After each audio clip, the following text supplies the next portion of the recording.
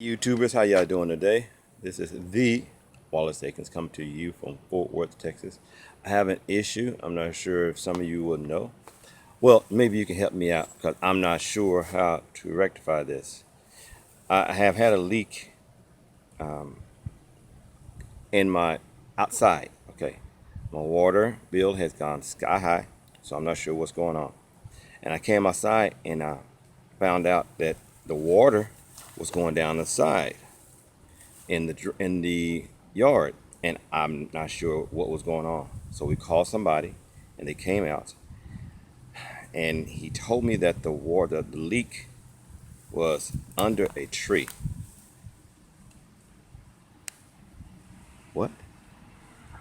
So I decided to come out and try to dig and to find out where it was because he used some kind of pressure machine, and it kind of pushed the air up and showed where it was.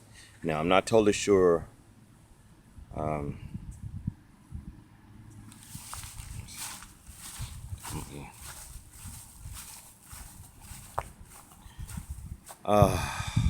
Man, again, I'm not totally sure how to rectify this because this is horrible.